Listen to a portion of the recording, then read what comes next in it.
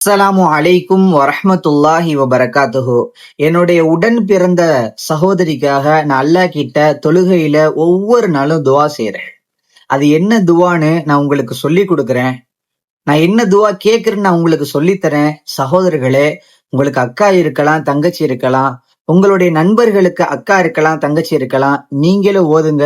உங்களுடைய நண்பர்களுக்கு ஷேர் பண்ணி அவனை ஓத சொல்லுங்க. அது என்ன துவான்னு நான் உங்களுக்கு தமிழ்லே சொல்றேன். யா அல்லாஹ், என் சகோதரியை எல்லா தீங்குகளிலிருந்தும் பாதுகாப்பாயாக. அவளது இதயத்திற்கு வழிகாட்டுவாயாக.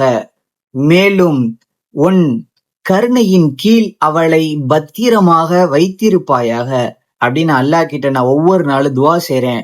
உங்களுடைய சகோதரிக்காக, அக்கா, தங்கச்சி அவங்களுக்காக நீங்க ஒவ்வொரு நாளும் தொழுகையில இந்த துவா இன்க்ளூட் பண்ணிக்கிட்டே இருங்க. இன்ஷா அல்லாஹ் அல்லாஹு சுப்ஹானஹு வ தஆலா கபூல் செய்வான், அதை நிறைவேற்றுவான் இன்ஷா அல்லாஹ். அஸ்ஸலாமு அலைக்கும் வரஹ்மத்துல்லாஹி வபரகாத்துஹு.